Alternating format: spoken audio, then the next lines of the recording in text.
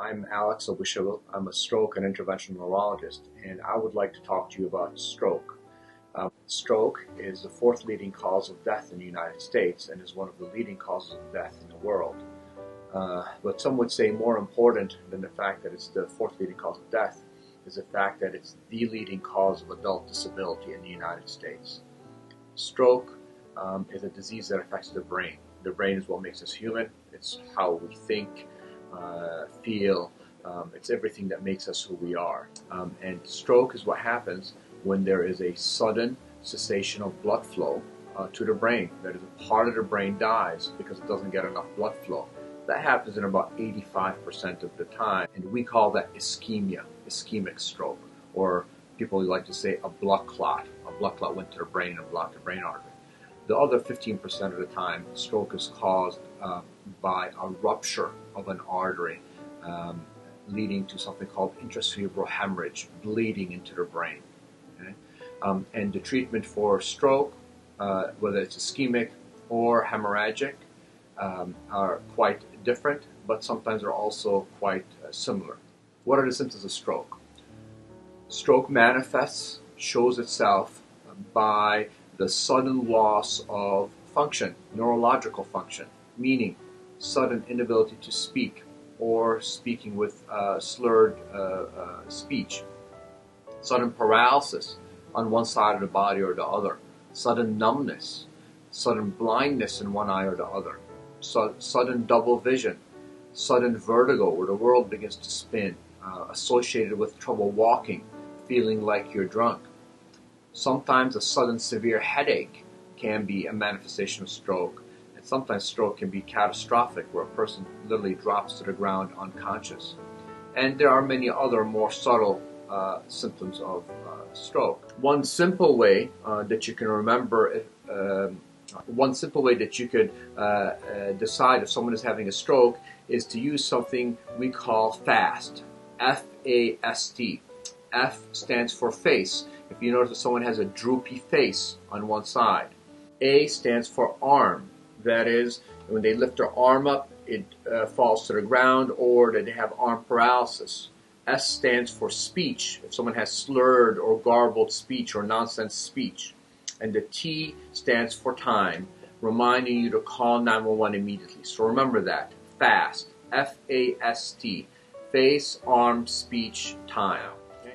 Although stroke is very scary and it can be devastating, in fact, about 25% of individuals who have a stroke will die in the first month of the stroke. What that means, though, is that 75% will survive. And with improving treatment, we have actually reduced the mortality associated with stroke, as well as the debilitating effects that stroke has on our brain. The treatment options: when you arrive to an emergency department, the doctor has to decide whether you're having ischemic stroke, that is a blood clot, or hemorrhagic stroke, bleeding into the brain, because the immediate treatments for those will be different. Okay? If you're having an ischemic stroke, a blood clot in the brain, what the doctors and medical team are desperately trying to do as quickly as possible is figure out if you can get something called intravenous TPA. That is an injection via right in the arm of a clot-busting medication that breaks up the blood clot. That medication works very well, but it has to be given as early as possible after the stroke.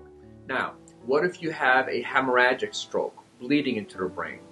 Generally, the number one thing that the doctors will do there is try to lower the blood pressure, because very high blood pressure increases the risk of bleeding. Next, they have to determine what the cause of the bleeding is. The most common cause of bleeding in the brain is high blood pressure. In fact, high blood pressure is the leading cause of all forms of stroke. And if, as a result of this video, I do nothing else but convince a few people to get their blood pressure under control, I will have helped far more people than anything else that I could have done. Let's talk a little bit about what are the risk factors for stroke. How would you know that you're at risk for stroke? As I mentioned earlier, the single most important risk factor for stroke is high blood pressure. Okay?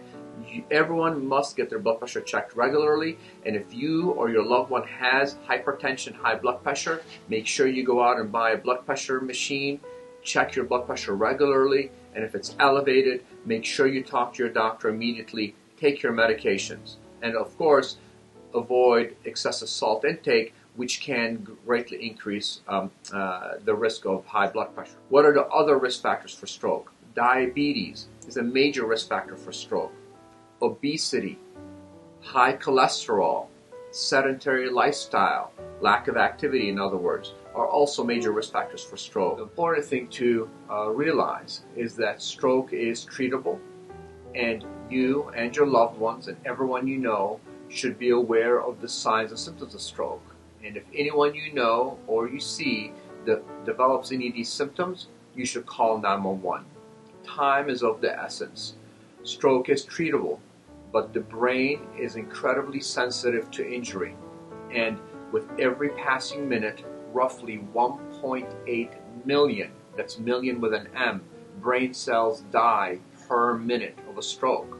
And so every minute that goes by, your loved one or your friend or even yourself is losing important brain cells, important brain function, important memories. And so getting to the hospital by calling 911 is the most important thing that you can do.